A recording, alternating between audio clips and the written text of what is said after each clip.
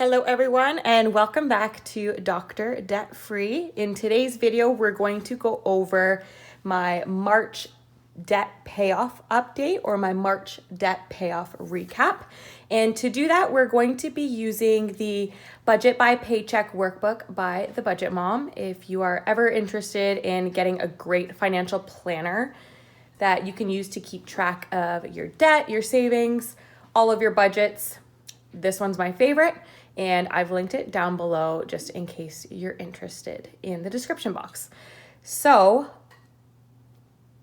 we're going to go over what I was able to pay off in terms of my debts for the month of March. If you are new to my channel, welcome. My name is Jess and I am a Canadian chiropractor working on paying off my multiple six-figure student debt. So right now, I'm focusing on three of my debts. I have three different debts, and they are government student loans, a professional line of credit that I used to pay for my chiropractic degree, as well as a car loan.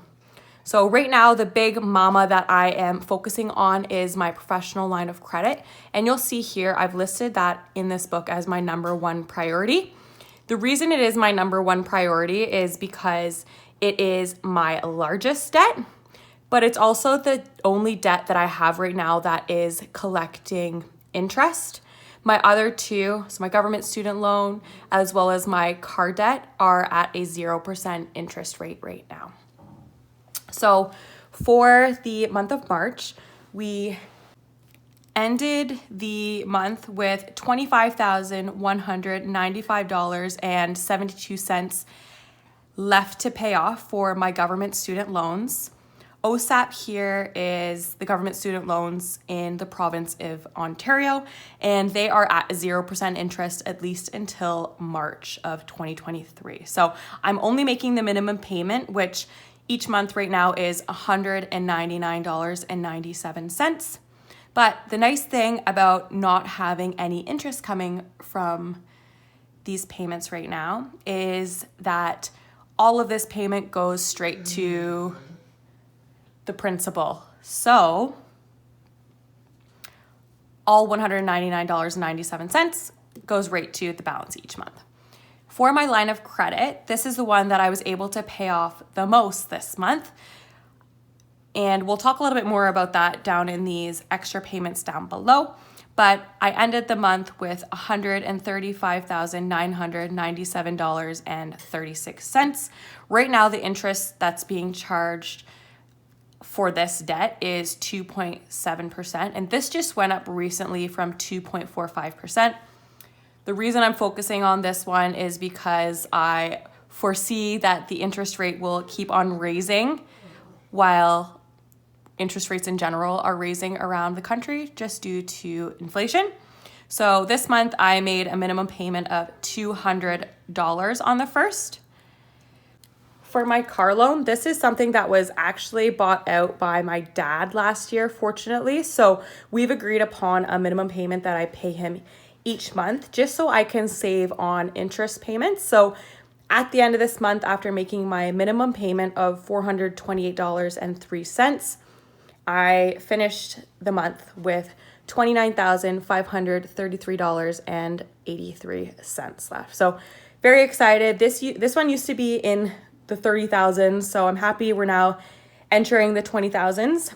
And I think by the end of the year, this will be closer to 25,000. So excited to get down there, nice and slow.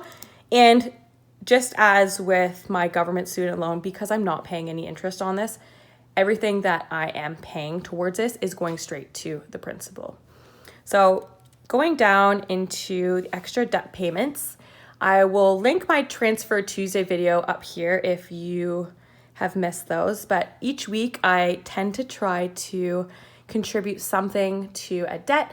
That way we create a little bit of consistency each week of the year.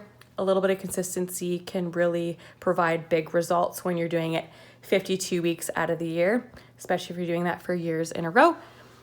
So March 1st, the only payment that I made was that minimum payment. That was the first Tuesday of March. So for the next one, and all of these were towards my line of credit. For the March 8th, I made an extra debt payment towards this of $25. The week after that, on the 15th, I made an extra payment of $10. And then in the 22nd, this was just after a payday, I was able to contribute $1,000 towards my line of credit. Now, we still have one Tuesday left in the month, but this has been a very expense-heavy month, and I'll talk a little bit more about that in my budget recap for the month of March, but I won't be putting anything more towards debt for the month of March. So when I calculate all of this up and disinclude the amount of interest for the month, which was $319.57, I was able to put $1,543.43 towards the principal of my debt this month. So moving down into this lower part, looking at our monthly debt progress, I started the month with $192,270.34 of debt.